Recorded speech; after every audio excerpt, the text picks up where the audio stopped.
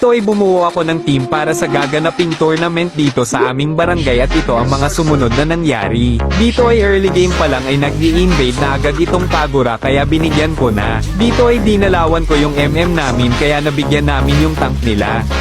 At dahil malakas ako kaya pinasok ko na yung dalawa dito at nabigyan ko yung tank nila. Dito ay tatakas pa sana yung Kimi, hindi niya alam may flame shot pa ako at naka-double kill pa nga tayo. Ang kulit talaga nitong Kimi kaya pinauwi ko na. Wala talagang kadala-dala itong Kimi kaya pinauwi ko ulit. Dito ay naubos nila yung mga kasama ko at syempre hindi tayo papayag ng walang bawi kaya binigyan ko din yung tank at mage nila sabay TP sa mukha.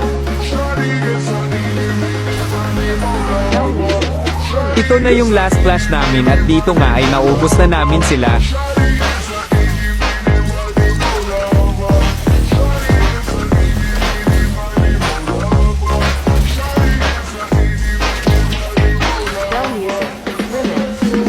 Kaya naman tinapos na agad namin yung game. Maraming salamat sa mga nakasama ko sa game, sobrang gagaling at ang lalakas ninyo. More practice pa tayo guys at sana ay manalo tayo sa darating na tournament.